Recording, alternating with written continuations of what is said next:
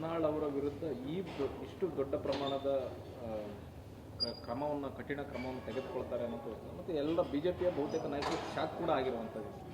ಈ ಮಟ್ಟಿಗಿನ ಕ್ರಮ ತೆಗೆದುಕೊಳ್ತಾರೆ ಹೈಕಮಾಂಡ್? ಹಾಂ, ಎರಡು ಮೂರು ಬಾರಿ ರಿಪೀಟ್ ಆಗಿದೆ. ಎಸ್ಪೆಷಲಿ ಗೌರವಂತ ಯತ್ನಾಳ್ಜಿ ಬಗ್ಗೆ ನಿರೀಕ್ಷಿತ ಅಂತ ಅನಿಸುತ್ತಿದ್ದು ನೋಡಿದ್ರೆ ಇದು. ಯಾಕಂದರೆ ಕಳೆದ 1.5 ವರ್ಷದಿಂದ ಆದಂಥ ಬಹಿರಂಗವಾದಂಥ ಚರ್ಚೆ ವಿಚಾರಗಳು ಎಲ್ಲದೂ ಕೂಡ ಗಮನಿಸೇ ಇದು ಹೈಕಮಾಂಡ್ ಇವತ್ತು ತೀರ್ಮಾನ ತೆಗೆದುಕೊಂಡಿದೆ. ಎಲ್ರಿಗೂ ಕೂಡ ನಮ್ಮೆಲ್ಲರೂ ಕೂಡ ಇದು ಪಾಠ ಇದೊಂದು ಮನೆ ರೀತಿಯಲ್ಲಿ ಶಿಸ್ತನ್ನು ಮೀರಿದಾಗ ಪಕ್ಷದ ಒಂದು ಗೌರವವನ್ನು ಕಾಪಾಡಿಕೊಂಡು ಹೋಗುವಂಥ ಒಂದು ವಿಚಾರವನ್ನು ಕಣ್ಮುಂದಿಟ್ಕೊಂಡು ಎಲ್ಲರೂ ಕೂಡ ಗಮನಿಸಬೇಕಂತ ಒಂದು ವಿಚಾರ ಅಂತ ನಾನು ಹೇಳಕ್ಕೆ ಸರ್, ಇಲ್ಲಿ ಯತ್ನಾಳ್ ಒಬ್ಬರೇ ಇರಲಿಲ್ಲ, ಅವ್ರ ಜೊತೆ ಒಂದು ಟೀಮ್ ಕೂಡ ಇತ್ತು. ಆ ಟೀಮ್ಗೆ ಈಗ ಆ ಥರದ್ದು ಯಾವುದೇ ಭಿನ್ನ ಸಭೆಗಳಾಗಲಿ ಭಿನ್ನ ಹೇಳಿಕೆಗಳು ಇನ್ಮೇಲೆ ಬರೋದಿಲ್ಲ ಅಂತ ಅನ್ಸುತ್ತಾ?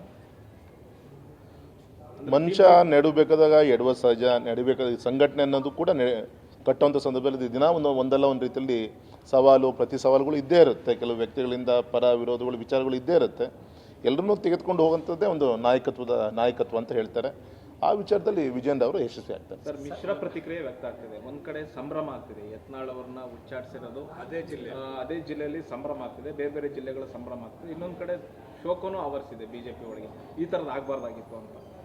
ಯಾವುದೇ ಕಾರಣಕ್ಕೂ ಕೂಡ ಯಾವೊಬ್ಬ ಸಾಮಾನ್ಯ ಕಾರ್ಯಕರ್ತನು ಕೂಡ ಸಂಭ್ರಮವನ್ನು ಆಚರಣೆ ಮಾಡೋದು ಸಂದರ್ಭನೇ ಅಲ್ಲ, ದುಃಖ ಪಡುವಂಥದ್ದು ವಿಚಾರ. ನಮ್ಮಲ್ಲಿರುವಂಥ ಒಬ್ಬ ಹಿರಿಯ ಮುಖಂಡರು ದೂರ ಸರಿತಾರೆ ಅನ್ನೋದೇ ನೋವು ನಮಗೆ. ಆದರೆ ಅನಿವಾರ್ಯ ಇವತ್ತು ಆ ಸ್ಥಿತಿ ಹೋಗಬಾರ್ದಿತ್ತು, ಹೋಗಿದೆ ಇವತ್ತು. ಹಾಗಾಗಿ ಈ ಸಂದರ್ಭದಲ್ಲಿ ನಾನು ವಿನಂತಿ ಮಾಡ್ಕೊತೀನಿ, ಯಾರು ಕೂಡ ಸಂಭ್ರಮವನ್ನು ಆಚರಣೆ ಮಾಡೋ ಸಂದರ್ಭ ಅಲ್ಲ. ಆ ಕೊರತೆಯನ್ನು ತುಂಬಿಸೋ ಕಡೆಗೆ ಏನು ಮಾಡಬೇಕು ಆ ದಿಕ್ಕಲ್ಲಿ ಗಮನ ಕೊಡಬೇಕು ಅಂತ ವಿನಂತಿ ಮಾಡ್ಕೊತೀನಿ. ಯತ್ನಾಳ್ ಅವರು ಕೊಡ್ತಿದ್ದಂಥ ಹೇಳಿಕೆಯ ಅಷ್ಟೇ ಪ್ರಮಾಣದ ಹೇಳಿಕೆಗಳನ್ನು ಅವರ ಸ್ನೇಹಿತರು ಕೂಡ ಜಾರಕಿಹೊಳಿ ಇರ್ಬೋದು ಹಲವಾರು ನಾಯಕರು ಕೊಡ್ತಾ ಇದ್ರು. ಆದರೆ ಯಾಕೆ ಯತ್ನಾಳ್ ಅವ್ರಿಗೆ ಮಾತ್ರ ಟಾರ್ಗೆಟ್ ಮಾಡಿ ಅವರನ್ನು ಉಚ್ಚಾಟನೆ ಮಾಡಲಾಗಿದೆ ಅಂತ, ಉಳಿದವ್ರಿಗೆ ಯಾಕೆ ಶಿಕ್ಷೆ ಆಗಿಲ್ಲ? ನಾನೊಬ್ಬ ಶಿವಮೊಗ್ಗ ಕ್ಷೇತ್ರದ ಸಂಸದ ಅಷ್ಟೇ.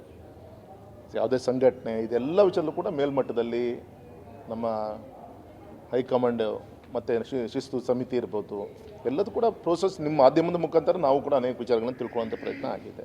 ಎಲ್ಲದೂ ಕೂಡ ನೋಡಿದ್ದೀರಿ, ಇಡೀ ರಾಜ್ಯ ನೋಡಿದೆ ನಿಮ್ಮ ಮಾಧ್ಯಮದ ಟೋಟಲ್ ಈ ಒಂದು ಪ್ರೊಸೀಜರ್. ನೋಟಿಸ್ ಕೊಟ್ಟಾದಮೇಲೆ ಅದು ಉತ್ತರ ಇರ್ಬೋದು, ಇನ್ನೊಂದು ಇರ್ಬೋದು. ಸೊ ಹಂತವಾಗಿ ಸಂಘಟನೆ ಇವತ್ತು ಪಕ್ಷ ತೀರ್ಮಾನ ತೆಗೆದುಕೊಂಡಿದೆ.